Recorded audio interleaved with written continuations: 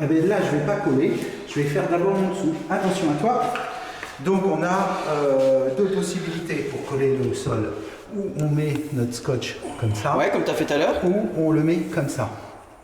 Nous allons voir les deux possibilités. Là, je vais te faire voir la première. Donc, je vais coller dans ce sens-là. Mais où je passe par-dessus, ou je passe par-dessous. Moi, je préfère passer par-dessous. Là, ici, là où j'ai mon doigt. Si je passe par-dessus, eh ben en fait, ça va tenir juste là. Et donc, ça a tendance à faire ça. Que si tu le passes par-dessous, tu pars beaucoup plus grand. Et puis quand ça va se soulever, ça n'enlèvera pas une par rapport à l'autre. Voilà. Ça va Et là, plaquer dessus. c'est bien collé. Tu vois. Et là, je vais faire la même chose. Comme ça. Là, je décolle. Je pense que je suis bon en termes de longueur. Je reviens. Je me mets à 0. Je reviens ici et je repars là. Ça, je décolle. Je mets. Tac. Là, on dirait les enchevêtrements qu'on est obligé de faire quand on fait nos étanchéités, toiture, tout ça, tu vois. Ah ouais. Ah ouais, on est obligé de mettre il y a un sens particulier quand tu fais des films d'étanchéité à l'air ou des films d'étanchéité à l'humidité, des HPV, tout ça sur les toitures. D'accord. Il y a un sens, oui. Alors là, du coup, par rapport au passage d'eau, toi c'est par rapport à l'air et au fait que ça souffle dessus.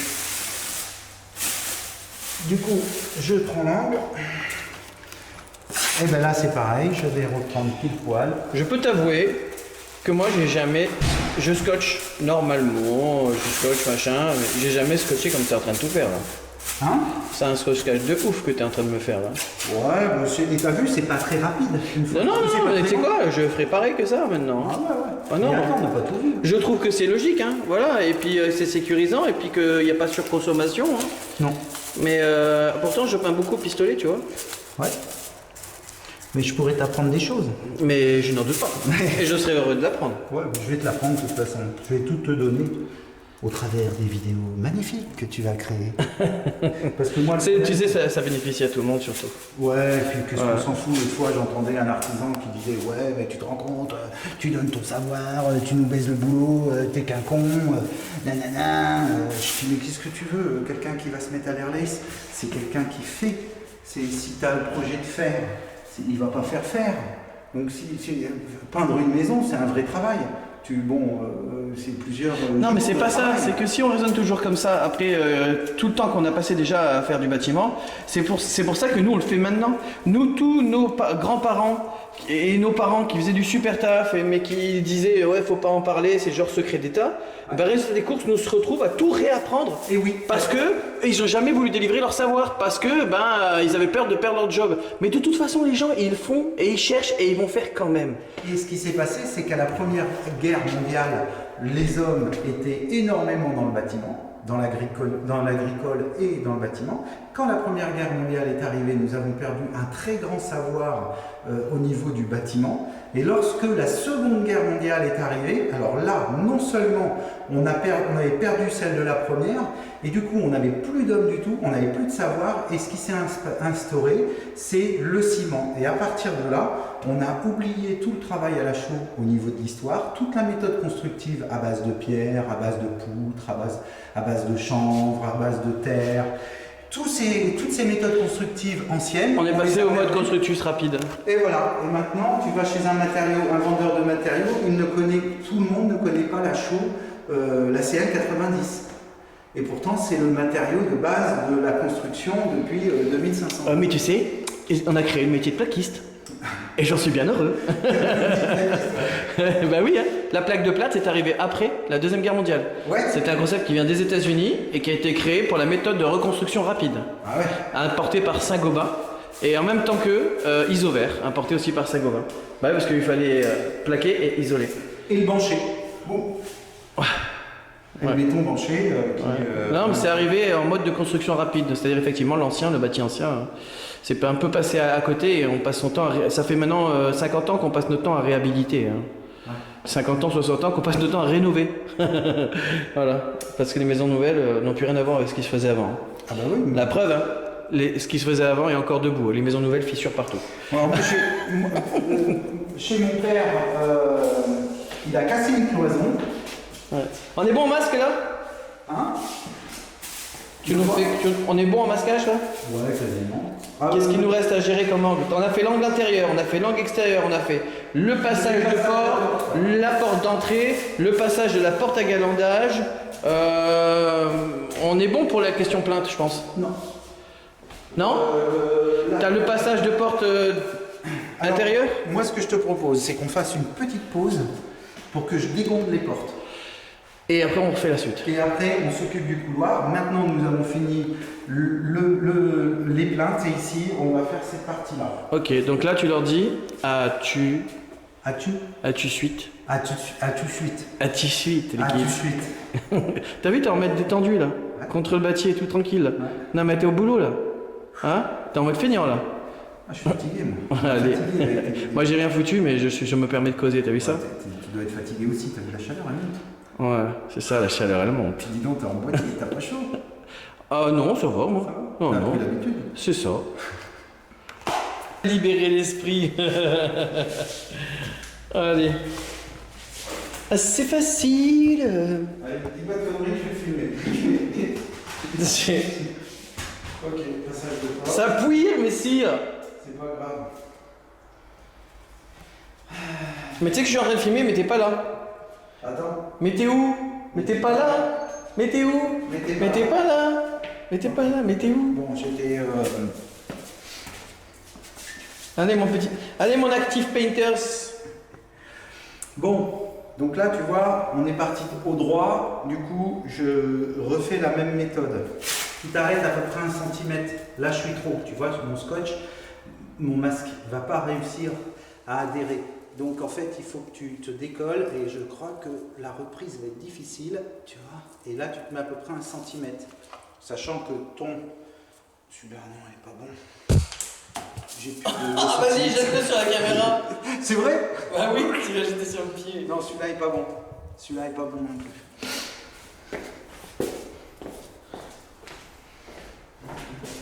Voilà. Donc T'es tu vois, sympa, toi, hein? j'ai collé. J'ai collé à 1 cm. Tu vois que quand tu poses ton masquage, c'est impeccable. Donc de l'autre côté, tu y vas, la difficulté va être d'arriver à bien découper le plus au bord pour utiliser ce masque. D'accord? Parce que j'ai trop découpé. Voilà. Là, et en plus j'ai fait n'importe quoi. Donc là, je détends un petit peu. Ça arrive. Tac. Et donc là, je vais pouvoir utiliser celui-là aussi. D'accord? Donc j'y vais, bah, je colle, hein. Je m'embête pas. Allez. Donc là, je vais découper le minimum.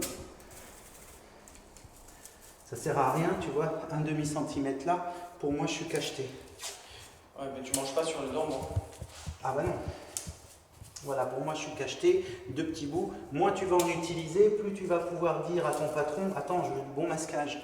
Parce que dans les sociétés, moi ça m'arrive de prendre des chantiers où je fais uniquement l'airlace. Donc j'arrive, le produit, je fais mon cachetage. Et c'est la société qui me donne le cash, de quoi cacheter. Et on travaille avec des produits beaucoup plus basiques que ça. Ouais, moins qualitatif. Ah ouais, et en fait, beaucoup moins technique. Et c'est souvent source d'ennui d'ailleurs. Hein. Mais j'essaye de leur expliquer à ces sociétés, mais ils ne comprennent pas. Ils continuent à acheter du basique pour l'airlace, parce qu'eux, ils font beaucoup de rouleaux. Quand il y a de l'airlace, et ben, du coup, ils me mandatent pour le faire. Ils se déchargent de ça, au moins sur les premières couches d'impression, et ils cachent comme eux, ils cachent avec le rouleau. C'est pas la même. Voilà. Donc après, ben, ici, je vais faire les angles, je vais faire les toilettes, et on va reprendre le toilette. Tu bloques la bâche, là tu mets un petit scotch pour tuc. Ouais, alors tu vas passer de ce côté-là. Ok, je vais passer du côté obscur. C'est ça. Je passe du côté obscur.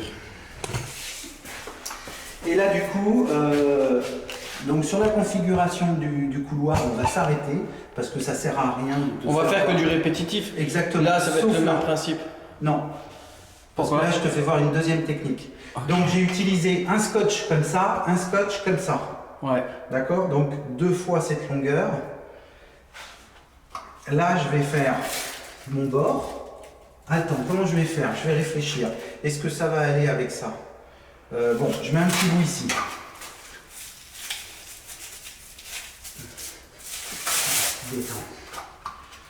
Je mets un petit bout là, je vais me tourner, tu vas moins bien voir. Bon, ça, tu as l'habitude. Je vais me couper comme ça, je pense que je suis à la bonne longueur. Ouais, pas tout à fait, mais bon. Je vais me mettre ici, d'accord. Là. Ici, je descends. Je prends, tu vois, du coup, je me suis coupé un petit peu long. Donc là, du coup, je prends le 38. Le Magnum. Le 3 cm 8. Hop, tac. Normalement, sur les grandes longueurs comme ça, ce qui est bien, c'est d'avoir un dévideur. Comme ça, tu coupes droit. Bon, moi, je l'ai pas parce que j'ai pas toujours l'appareil. Ici, si je pose un 38, je risque d'en mettre deux. Si je pose un 50, ça risque d'être mieux. Donc, je remballe mon 38, je prends mon 50 mm, je découpe. Tac, j'ai pris un peu plus long.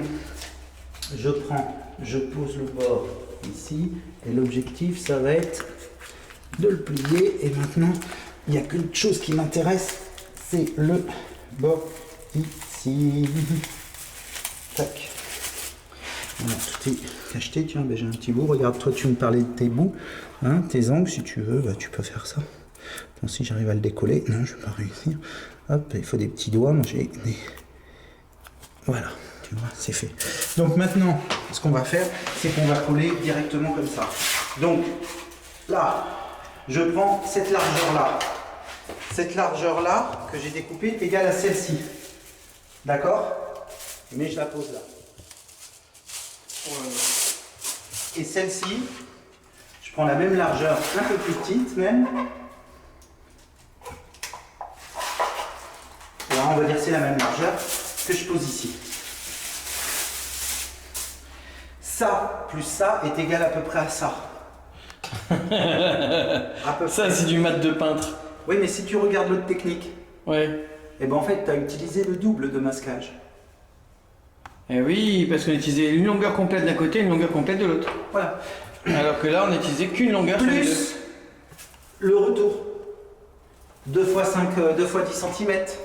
Que là, tu vas utiliser un petit bout là et un petit bout là. Donc là, du coup, j'ai utilisé quasiment rien pour masquer. Ça, c'est économique. Un petit bout là. Tu vois, je découpe le minimum, hein, parce que je te rappelle, le masquage, c'est quand même un poste en entreprise qui coûte cher. Moi, je suis d'une toute petite entreprise. L'autre fois, j'avais un peintre sur un salon, le mec, il gueulait. Il en avait ras le bol.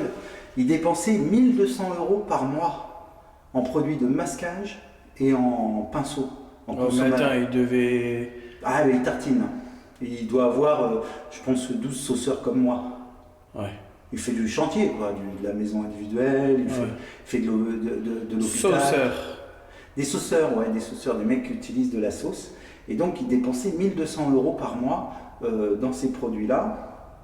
Et donc, ça fait quand même un petit billet en fin d'année, quoi. Et donc, il cherche des produits comme moi je cherche pour arriver à descendre les coûts. Voilà. Donc après, si tu es sur un chantier et que tu formes un mec à dire voilà, c'est cette technique-là qu'il faut que tu fasses, si à chaque embrasure de porte, tu gagnes 1, 2, 3, 4, 5, 6, 7 mètres, et ben tu gagnes un rouleau tous les 3 chantiers. Et ça, c'est pas qu'une technique, parce que des fois, tu vois des mecs, ils déroulent carrément 1 mètre de tiro pour utiliser pas grand-chose. Voilà. Donc en fait, quelqu'un qui masque bien dans une entreprise, c'est quelqu'un qui aussi utilise peu de masques.